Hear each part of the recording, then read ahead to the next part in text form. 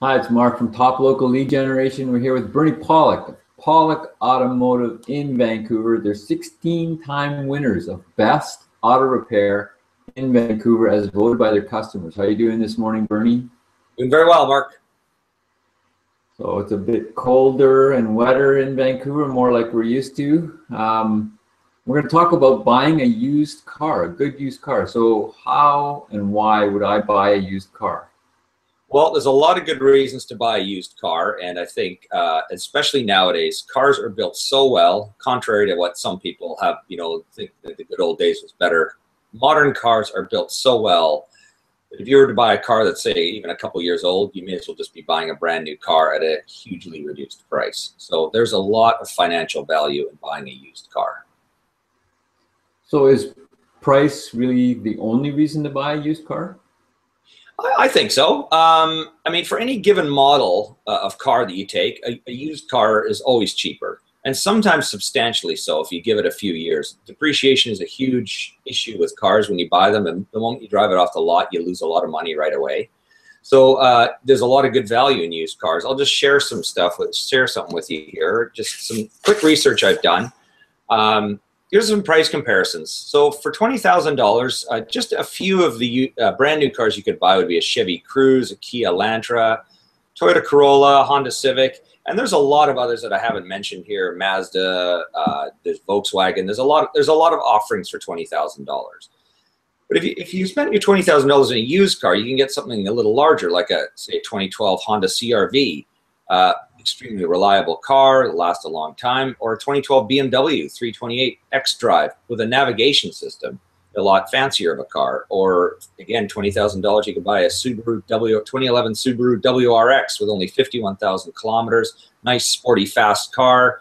You can drive around in style, and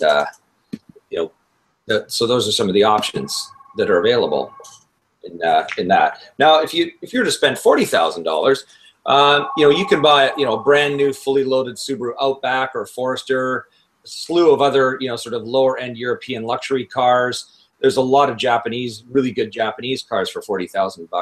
But, you can also buy a 2012 Audi S5 V8 Quattro, or something more practical like a 2013 Toyota Highlander. I mean, not a very old vehicle, and a little larger, or a luxurious 2010 Range Rover Supercharged. So those are some of the options. And if you want to spend less money, like in the $10,000 will buy you a great used car, and even $5,000 if you do your homework, you can probably buy a good used car as well.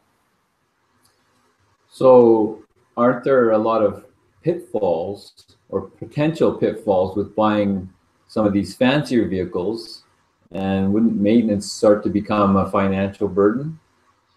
Absolutely. And the fancier the car you buy, generally the more problems you're going to have with it.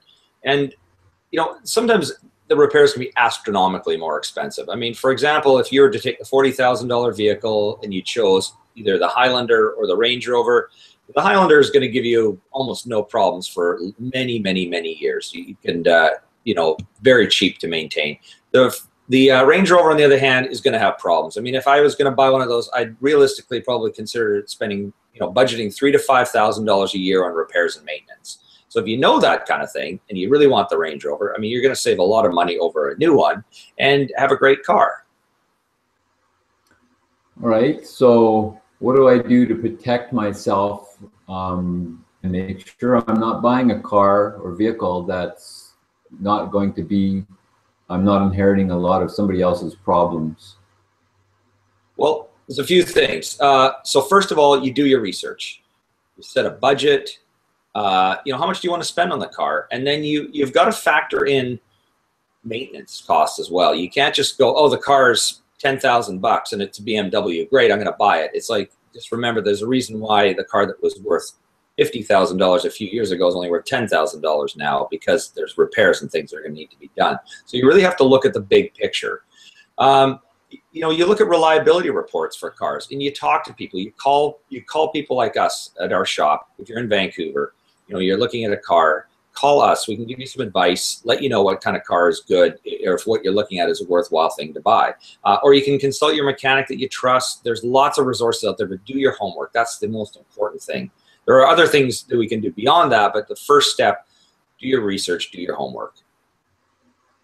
Well, having been through this experience, what about making sure, which I meant to but didn't, darn it, was bringing the vehicle into you to get a vehicle inspection prior to buying it. Isn't that a good idea? You know, I think that's the most important consideration. And when I think of over the years of people who've bought, you know, made bad used car choices, I think they could have all been avoided. I mean, every one of them could have been avoided by either calling someone like us, like a trusted mechanic, someone they deal with, or ourselves, you know, to ask, you know, what I'm thinking about buying this car. What do you think? And then if, you know, if the advice you get is, yeah, that seems like a good car, then get it inspected. Don't just assume, you know, we charge about $150 plus taxes to do an inspection on a car. It's cheap. I mean, there are cars that I've seen over the years that they aren't even worth owning for free. So it's $150, even if you spend it 3 times. It seems like a lot of money, but it's well worth it to get the right car, because it's like a marriage. You want to marry the right person, otherwise it's going to cost you a lot in the end. I was going to say too, I mean, just from experience, just talking about reliability of vehicles and doing research, I mean, it's, you know, it's important to choose the right car, and not to get emotionally attached. We can talk about that further in our next hangout, but you know, really important to make the right car choices. So this is all great kind of overview info. Are we going to dig into this a little bit more coming up? We are, absolutely. You know, I was going to say, just to summarize, you know, what we've talked about, you know, it's great to buy a used car because you can save a lot of money. You can get a better and fancier car than you might be able to afford. But the key is to do your research, do your homework, make sure you know what you're buying. You know, don't make a bad decision. Don't make an emotional decision. Consult somebody. Yeah, and so our next episode, we're going to look at, you know, types of cars to avoid and the steps you can take to make sure you buy a good used car. So, as we've been talking with Bernie Pawlik of Pawlik Automotive in Vancouver. They do amazing job of looking after your vehicle maintenance and service and repairs in Marpole in Vancouver. Give them a call to book your appointment. They're busy. 604-327-7112, or check out their website, packed with all kinds of information, pawlikautomotive.com. Thanks, Bernie. Thanks, Mark.